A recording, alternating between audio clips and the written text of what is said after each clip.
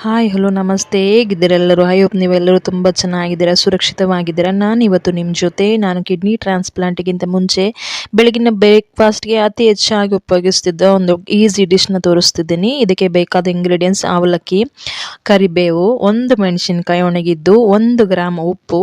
ಈ 1 ಗ್ರಾಮ್ ಉಪ್ಪುಗೆ 1 ಮೆಣಸಿನ್ಕಾಯಿ ಸರಿ ಇರುತ್ತೆ. ನೀವು ಜಾಸ್ತಿ ಮೆಣಸಿನ್ಕಾಯಿ ಯೂಸ್ ಮಾಡಿದರೆ ಅದು ಸರಿ ಬರಲ್ಲ, ಅಷ್ಟು ಟೇಸ್ಟ್ ಅನಿಸಲ್ಲ ನಿಮಗೆ. ಒಂದು ದೊಡ್ಡ ಈರುಳ್ಳಿನ ಎಷ್ಟು ಬೇಕಾದರೂ ಯೂಸ್ ಮಾಡ್ಬೋದು. ಅದೇ ರೀತಿಯಾಗಿ ನಾನು ಲೀಚ್ ಮಾಡಿ ಉಪಯೋಗಿಸ್ತಾ ಇದ್ದೀನಿ. ಒಂದು ಕ್ಯಾಪ್ಸಿಕಮ್ನ ಲೀಚ್ ಮಾಡೋದು ಅಂತ ಗೊತ್ತಿದೆಯಲ್ಲ ನಿಮಗೆ.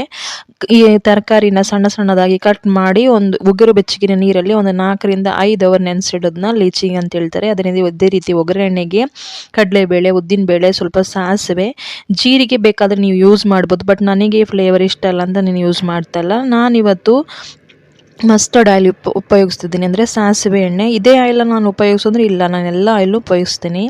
ಒಂದು ಪ್ಯಾನಲ್ಲಿ ಒಂದು ಸ್ಪೂನ್ ಎಣ್ಣೆ, ನಿಮಗೆ ಬೇಕಂದರೆ ಹಾಕ್ಕೊಳ್ಳಿ, ಬೇಡ ಅಂದರೆ ಎಣ್ಣೆನ ಸ್ಕಿಪ್ ಮಾಡ್ಬೋದು, ಏನು ವ್ಯತ್ಯಾಸ ಬರಲ್ಲ.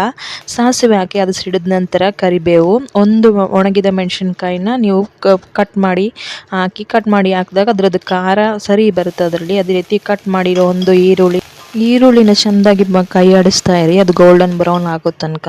ಸೊ ಎಣ್ಣೆ ಕಮ್ಮಿ ಹಾಕಿದ್ರಿಂದ ತಳ ಹಿಡಿದು ಬಿಡುತ್ತಂತಷ್ಟೇ. ನಾವೀಗ ಲೀಚ್ ಮಾಡಿ ಉಪಯೋಗಿಸ್ತಿದ್ದೀವಲ್ಲ ಈ ಕ್ಯಾಪ್ಸಿಕಮ್ನ, ನಿಮಗೆ ಲೀಚ್ ಮಾಡಲಿಕ್ಕೆ ಟೈಮ್ ಇಲ್ಲ ಅಂತ ಹೇಳಿದ್ರೆ ಈ ಒಂದು ಕ್ಯಾಪ್ಸಿಕಮ್ನ ಒಂದು ಅರ್ಧ ಲೀಟ್ರ್ ನೀರಲ್ಲಿ ನೀವು ಬೇಯಿಸಿ ಆ ನೀರನ್ನ ಎಸೆದುಬಿಟ್ಟು ಆ ನಂತರ ಕೂಡ ನೀವು ಉಪಯೋಗಿಸ್ಬೋದು, ನಿಮಗೆ ಟೈಮ್ ಇಲ್ಲ ಅಂತ ಹೇಳಿದ್ರೆ.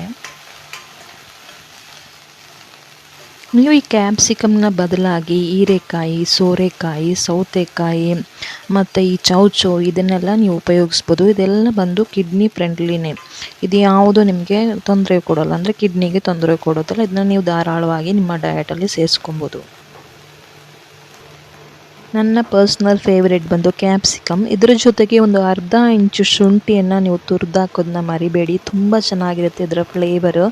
ಅದಲ್ಲದೆ ತುಂಬ ಜನಕ್ಕೆ ಈ ಅವಲಕ್ಕಿ ತಿಂದರೆ ಗ್ಯಾಸ್ಟ್ರೈಟಿಸ್ ಪ್ರಾಬ್ಲಮ್ ಅಂತ ಹೇಳ್ತಾರೆ. ಸೊ ಅಂಥವ್ರಿಗೆ ಕೂಡ ಗ್ಯಾಸ್ಟ್ರೈಟಿಸ್ ಪ್ರಾಬ್ಲಮ್ ಕೂಡ ಒಂದು ಸೊಲ್ಯೂಷನ್ ಆಗಿ ಶುಂಠಿ ಇರುತ್ತೆ. ಈ ಕಡಲೆಬೇಳೆ, ಉದ್ದಿನಬೇಳೆನ ನಾನು ಮರ್ತಿದ್ದೆ ಹಾಕಲಿಕ್ಕೆ. ಸೊ ಬೇರೆ ಕಡೆ ಸ್ವಲ್ಪ ಲೈಟಾಗಿ ಫ್ರೈ ಮಾಡಿ ಇದ್ರ ಜೊತೆ ಸೇರಿಸ್ಕೊಂಡೆ, ಚೆನ್ನಾಗಿರುತ್ತಲ್ವ ನಡುವಲ್ಲಿ ಕಟ್ ಅಂತ ತಿನ್ನೋಕ್ಕೆ.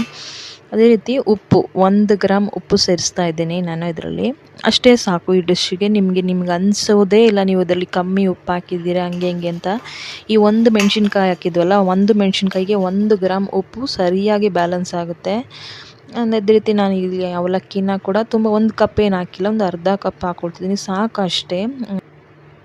ಇದನ್ನು ಒಂದು ನಿಮಿಷ ಚೆನ್ನಾಗಿ ಮಿಕ್ಸ್ ಮಾಡಿ. ನಿಮಗೆ ತುಂಬ ಡ್ರೈ ಅನಿಸಿದರೆ ಒಂದು 2 ರಿಂದ 3 ಸ್ಪೂನು ನೀರನ್ನು ಇದಕ್ಕೆ ಚಿಮ್ಮಿಸಿದರೆ ಸಾಕು, ತುಂಬ ಚೆನ್ನಾಗಿರುತ್ತೆ. ಏನು ಬೇರೆ ನಿಮಗೆ ನೀರು ಜಾಸ್ತಿ ಸೇರೋಲ್ಲ ನಿಮ್ಮ ದೇಹಕ್ಕೆ.